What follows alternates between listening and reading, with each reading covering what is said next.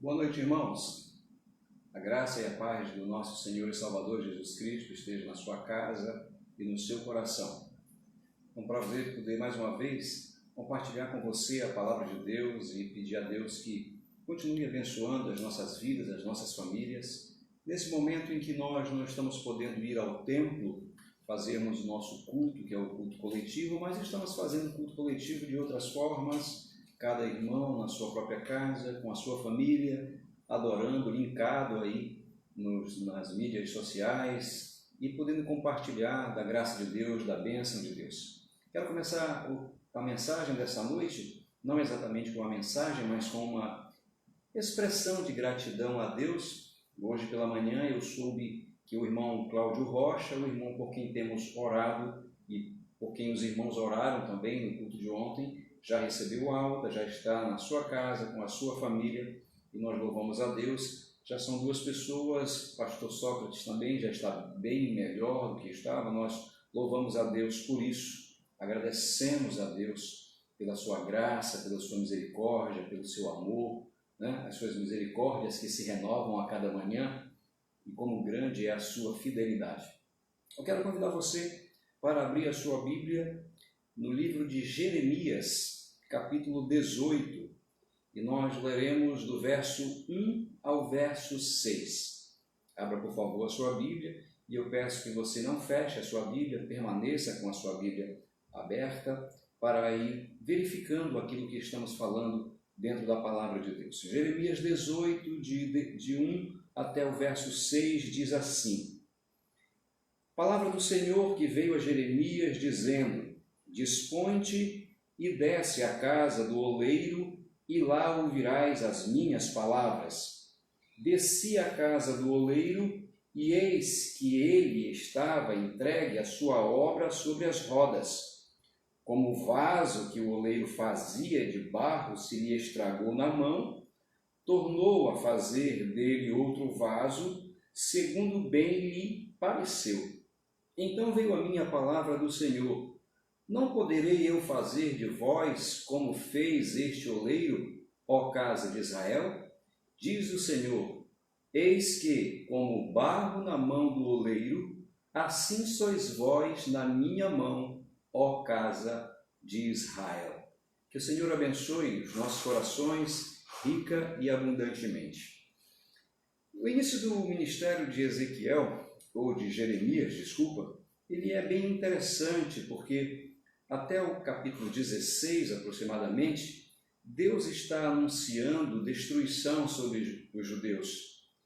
E, em contrapartida, o profeta Jeremias está anunciando a graça e a misericórdia de Deus. Parece meio estranho que o profeta e Deus estejam aí falando duas coisas aparentemente diferentes, mas no transcorrer do ministério do profeta Jeremias, ele vai percebendo pela revelação divina que aquilo que estava no seu coração, o desejo do seu coração, não era a mesma coisa que ele estava fazendo.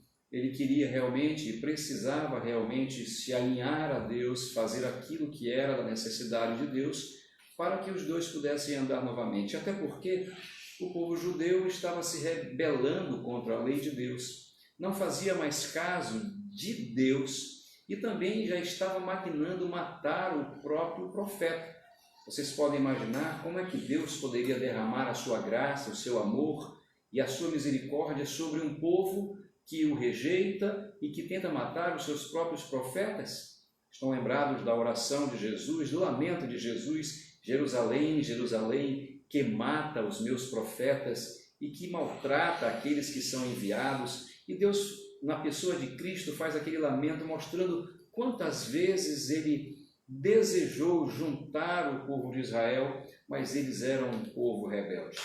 Para que Deus e Jeremias ficassem alinhados em uma única palavra, de uma única forma, para que eles não ficassem dizendo duas coisas completamente diferentes um do outro, Deus então chamou ou convocou o profeta Jeremias para descer até a casa, ou para ir até a casa do oleiro. E aqui nós temos uma série de lições, são muitas as lições. Entre as lições que podemos verificar logo de início, nós percebemos a orientação divina, Deus dando orientação para os seus profetas. Deus tem interesse que os seus profetas estejam alinhados com Ele, que eles entendam a sua missão, a sua vontade, o seu querer, que cada profeta de Deus, cada pastor, cada pregador possa se levantar de onde estiver para anunciar a palavra de Deus, tendo plena convicção de que está pregando a palavra de Deus, que está fazendo isso na autoridade do Espírito Santo de Deus, para a glória de Deus. E Deus não deixa que nós fiquemos sem a orientação. Nós temos a palavra de Deus, nós temos vários livros de escritores que nos ensinam, que nos ajudam, nós temos o Espírito Santo de Deus que nos mostra o que devemos falar. Então Deus tem interesse, se você é um pregador da palavra, se você é um filho de Deus e tem interesse em saber qual é a vontade de Deus, também Deus tem interesse que você saiba qual é a sua vontade, para que vocês possam ficar alinhados e para que todos nós fiquemos alinhados com Deus. A segunda coisa é a dependência e a obediência do próprio profeta. Quando Deus diz para ele, dispõe-te e desce à casa do oleiro e lá ouvirás as minhas palavras, percebam que a palavra dispõe-te e vai, logo no versículo 2 diz, desci à casa do oleiro. Então, o profeta de Deus, o pastor de Deus, o pregador da palavra de Deus, os filhos de Deus que amam a palavra de Deus, precisam ser obedientes e precisam ser ligeiros, rápidos, para entenderem aquilo que Deus quer falar. Nós não podemos ser lentos, tardios, lerdos, quando Deus quer nos ensinar algo e nós ficamos ali sem saber o que fazer, sem saber o que falar, sem saber para onde ir. Quando Deus nos dá algum tipo de orientação, Ele nos mostra o caminho, Ele nos diz o que, o quando e o onde, e nós, em obediência a Ele, em fé e pela fé na palavra dEle, nós fazemos o que devemos fazer. E foi exatamente isso que o profeta fez quando Deus disse que ele deveria fazer algo e que ele deveria ir a algum lugar para só depois disso saber qual era a vontade de Deus para o povo. Então ele, de imediato, obedecendo à orientação de Deus e tendo interesse em saber qual era a vontade de Deus para o seu ministério e também para o povo, o seu povo, ele de imediato foi para o local onde Deus mandou fazer. E é exatamente dessa aliança entre a soberania de Deus, a autoridade de Deus, o poder de Deus, a obediência, a submissão do profeta, que nós vamos ter lições extraordinárias a respeito daquilo que Deus está fazendo. Eu sei que no meio dessa situação toda de pandemia, de mortes, de sofrimento, muitas vezes fica no nosso coração a indagação, o que é que Deus está fazendo?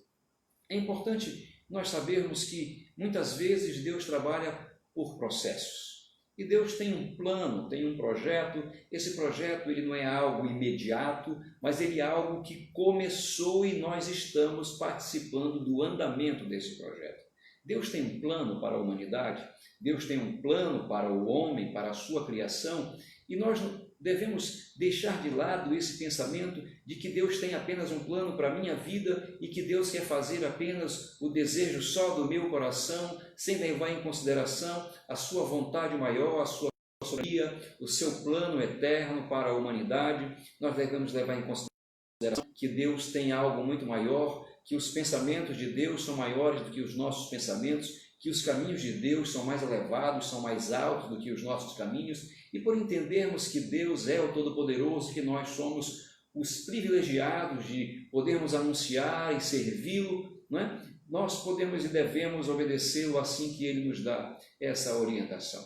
Nessa lição, nós temos Deus ensinando um processo, mostrando para o profeta, para que o profeta depois pudesse ensinar para o povo que há um processo em andamento.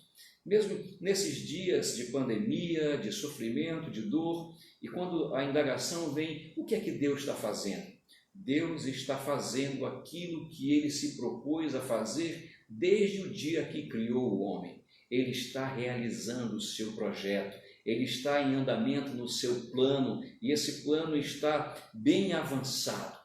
Desde a criação até o pecado do homem, até a morte de Cristo, até a descida do Espírito Santo, o avançar da pregação do Evangelho para o mundo todo, Deus está desenvolvendo rapidamente o seu plano eterno para a humanidade e nós estamos fazendo parte desse plano agora, dentro desse momento onde essa pandemia tem machucado e feito sofrer tantos corações. É importante você saber e se lembrar das palavras de Jesus quando ele disse: eu trabalho e o meu Pai também trabalha.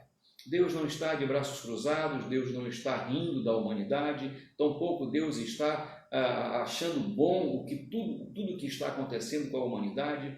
Não, Deus está trabalhando. E Deus agindo poderosamente para o plano eterno de não apenas de salvar o homem, mas de tornar o homem à semelhança de seu Filho Jesus, seja completo da melhor maneira possível, do jeito que ele programou, do jeito que ele planejou e também para a glória do seu próprio nome. Nesse plano, nós encontramos Deus agindo de 3 maneiras. E aí eu quero chamar a sua atenção para que, enquanto nós analisamos o texto em si, você já olha para a sua vida para verificar em qual estágio desse plano, em qual estágio desse processo a sua vida se encontra. Deus está restaurando uma vida, Deus está restaurando uma nação, Deus está ensinando lições e princípios, e é interessante que nós aprendemos como funciona esse processo de restauração da vida. A primeira lição nós encontramos Deus é o Deus que faz a obra. Como assim Deus faz a obra? Diz a palavra: dispõe-te, desce à casa do oleiro e lá ouvirás as minhas palavras. Desci à casa do oleiro e eis que ele estava entregue à sua obra sobre as rodas. Ele olhou e ficou observando. A sua orientação era para a observação daquele trabalho e ele percebeu que aquele homem que tem como profissão a olaria, ele estava trabalhando. O texto diz que com muita veemência que ele estava entregue à sua obra. Ele estava envolvido com o trabalho que estava realizando. E é importante para você que está aí do outro lado, que está me ouvindo e que tem as suas indagações a respeito do que Deus está fazendo, uma das coisas que nós temos plena certeza que Deus está fazendo é que Ele está trabalhando. Deus está trabalhando muito e é maravilhosa, e faço questão de repetir as palavras do Senhor Jesus: eu trabalho e o meu Pai também trabalha. É importante nós nos lembrarmos das palavras do próprio Cristo quando disse que o Espírito Santo também trabalha, ele convence o homem do pecado, da justiça e do juízo. Então é importante nós sabermos que dentro desse processo de salvação e dentro desse processo de restauração da vida, o Pai, o Filho e o Espírito Santo estão entregues a essa obra. Estão trabalhando arduamente, duramente, eles estão comprometidos e sempre tiveram comprometidos com esse plano eterno que eles arquitetaram de bênção, de glória, de louvor, de graça para a humanidade. É importante nós sabermos disso. Enquanto você está aflito, com o seu coração machucado, com algum dos seus parentes enfermo, internado, se você acha que foi abandonado por Deus, é importante você lembrar que Deus está trabalhando. Ele não apenas está trabalhando em algumas pessoas, em alguns países, mas Ele está trabalhando em todos os lugares. O salmista certa vez disse: para onde fugirei do teu espírito, para onde fugirei da tua face? Para onde nós formos e estivermos, Deus estará trabalhando para, de alguma maneira especial, transformar os nossos corações e transformar as nossas vidas. É verdade que muitas vezes Deus se utiliza de momentos difíceis da nossa história para moldar o nosso coração. Dificilmente você encontrará alguém que buscará a Deus, que andará com Deus, que desejará servir a Deus sem antes passar por alguns apertos. É verdade até que algumas pessoas gostam de afirmar: se alguém não vem pelo amor, vem pela dor. Eu espero um dia conhecer alguém que veio pelo amor, porque na história de mais de 25 anos de ministério, eu tenho conhecido muitas pessoas que se converteram e eu não posso lembrar, eu não consigo lembrar agora de qualquer pessoa que tenha vindo a Deus por amor, no sentido de livre e espontânea vontade, ter entendido a palavra de Deus, ter se agraciado com Deus e enquanto estava tudo bem consigo e com a sua família, resolveu servir a Deus.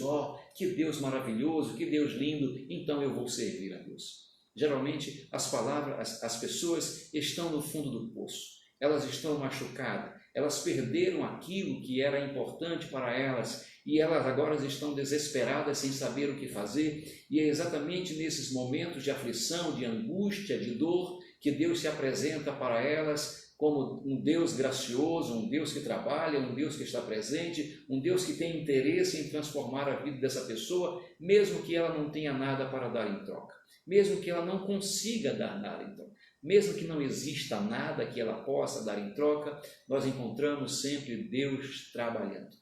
Deus está trabalhando porque Ele é um Deus que faz a obra. Segundo momento dessa palavra, Ele é o Deus que refaz a obra. O texto diz no verso 4, como o vaso que o oleiro fazia de barro se lhe estragou na mão, tornou a fazer outro vaso segundo bem lhe pareceu.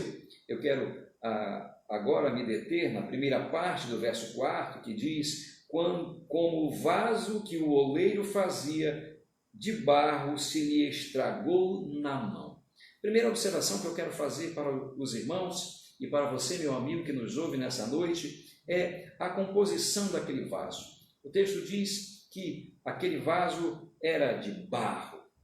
É importante nós lembrarmos disso, essa também é a nossa composição. É importante nós sabermos que nós somos de barro.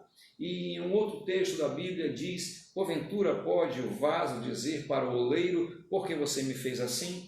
Nós não deveríamos de forma alguma indagar a Deus a respeito dos seus planos e dizer para Deus, sem nenhum entendimento, que nós não aceitamos aquilo que Ele está fazendo ou que Ele está permitindo, porque nós somos barro, nós somos apenas vaso, nós recebemos a graça de podermos ser criados e moldados por Deus. A verdade é que Deus é um Deus muito exigente, Ele é perfeito, Ele é santo, Ele é justo. Deus não se contenta com alguma coisa boa apenas, Ele quer o perfeito, não apenas para Ele, mas também para a humanidade. Quando Ele decidiu que iria sacrificar algo para salvar a humanidade, Ele escolheu o seu próprio Filho, porque Deus não se contenta com algo que é bom, Ele só se contenta com aquilo que é santo, com aquilo que é perfeito, com aquilo que de fato lhe satisfaz. Ele é a pessoa mais exigente da sua própria obra, assim como aquele oleiro que olhou para aquele vaso, o vaso começou a se desfazer em suas mãos, e ele poderia dizer, mas ele está apenas com uma pequena rachadura, ele ficou um pouco torto, mas talvez se eu tentar dar uma ajeitada, ele vai ficar um pouco desalinhado, mas ninguém vai perceber, eu vou colocar para vender depois, junto com outros vasos que estiverem perfeitos, e aí ele vai passar e eu vou vender. Mas as coisas não funcionam assim para pessoas que são zelosas, para gente que faz questão de colocar a sua assinatura na sua criação.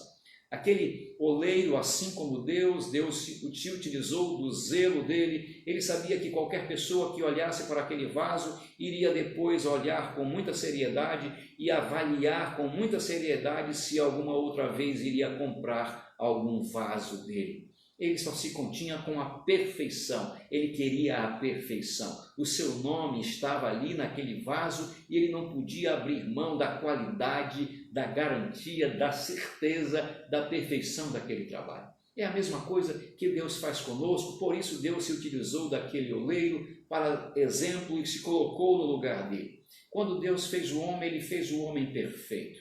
Ele não fez o homem com pecado, ele não fez o homem cheio de mazelas, ele não fez o homem cheio de doenças, ele não criou o homem dentro de uma sociedade corrupta, ele não fez o homem para matar, para roubar, para cobiçar, ele não fez o homem para nada disso.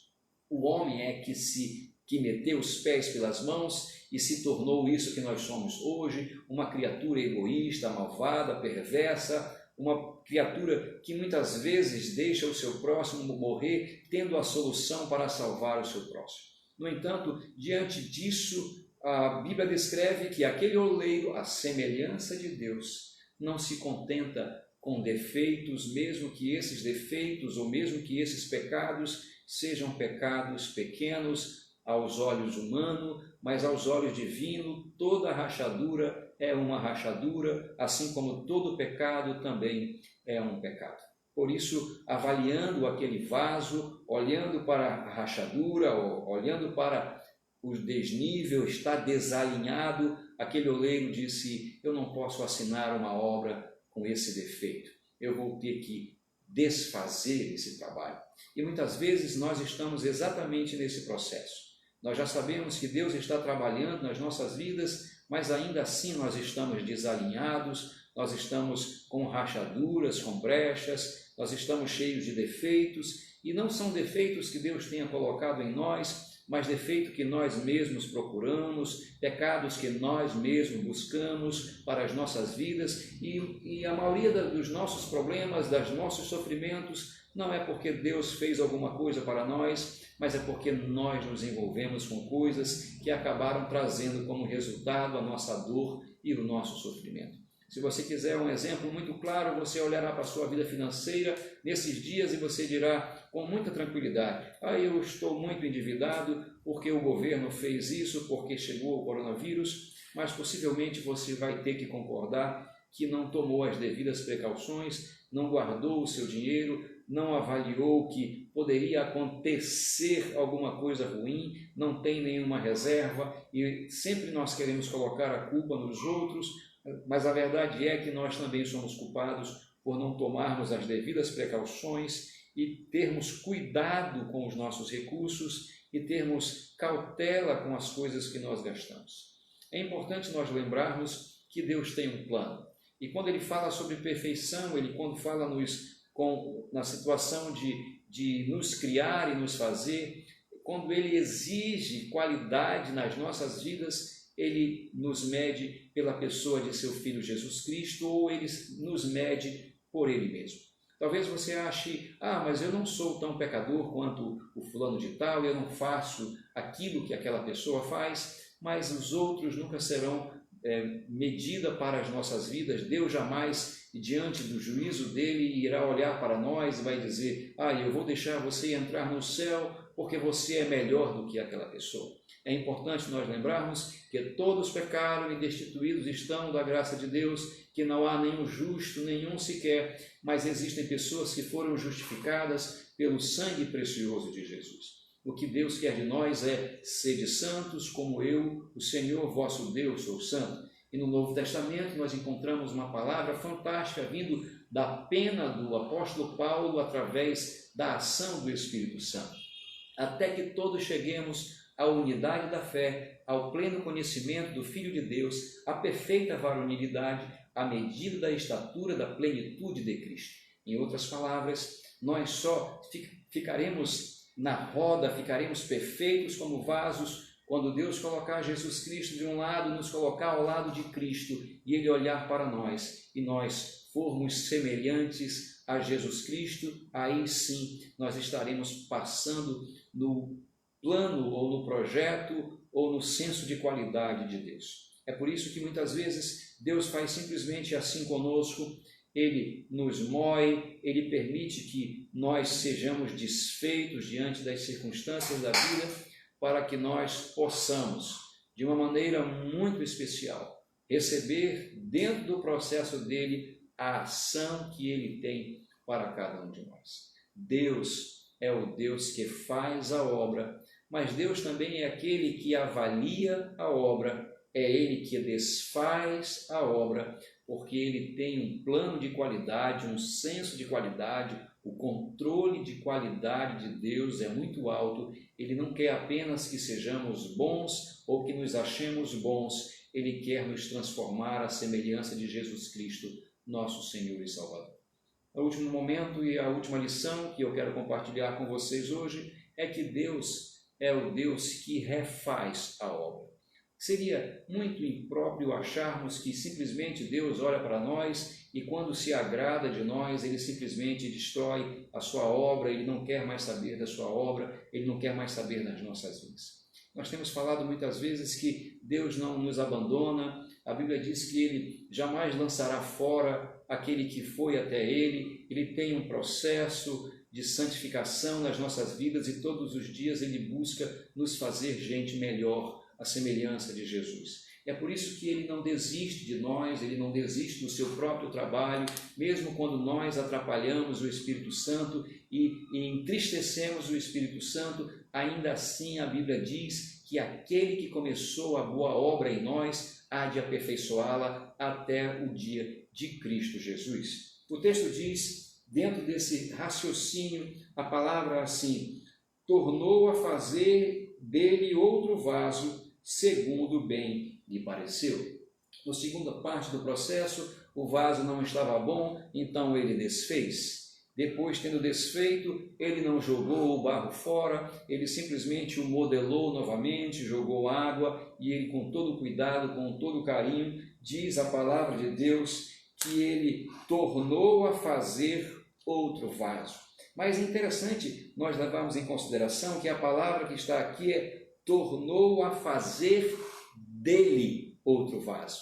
Percebam que não é que que o oleiro fez um outro vaso apenas, mas ele fez um outro vaso com a mesma matéria-prima que ele tinha desfeito, que ele tinha desqualificado por não estar dentro do seu controle de qualidade. Deus tem um plano e Deus está agindo poderosamente nas nossas vidas nesses dias de hoje. Eu não sei exatamente em que parte do processo está, se ele já conseguiu, através do Espírito Santo, convencer você do pecado, da justiça, do juízo.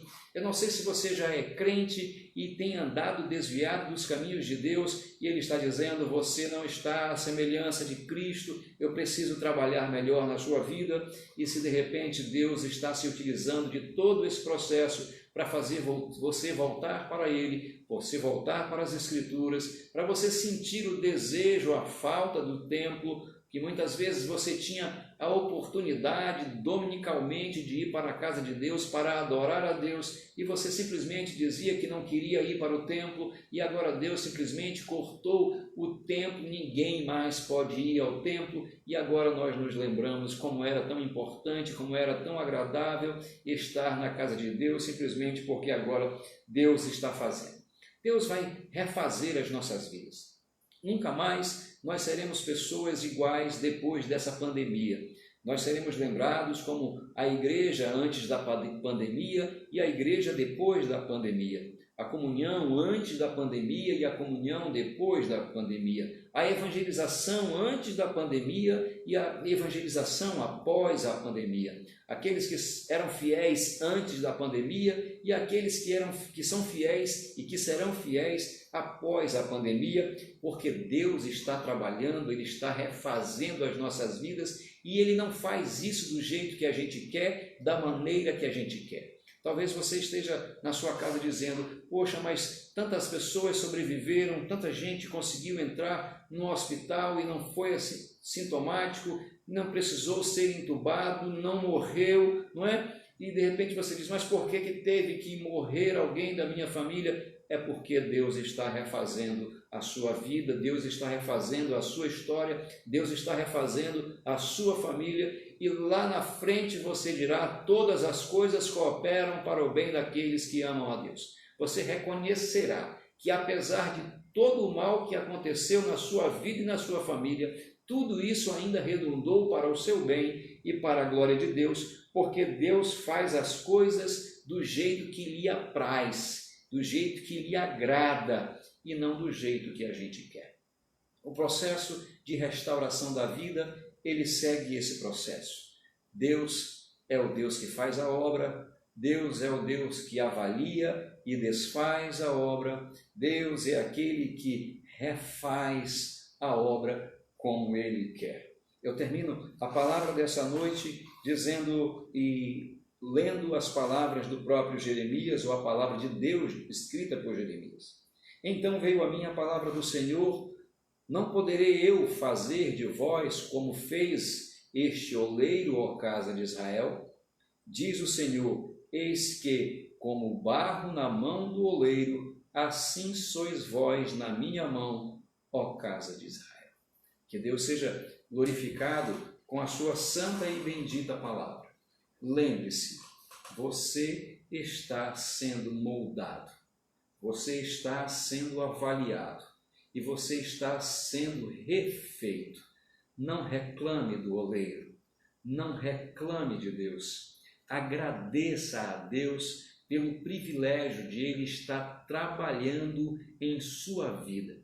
No final das contas, quando você mesmo olhar a obra que Deus fez em sua vida, você perceberá que se tornou alguém muito melhor do que era, e no final de todas as contas, você também glorificará a Deus. Que o Senhor Jesus te abençoe rica e abundantemente. Amém.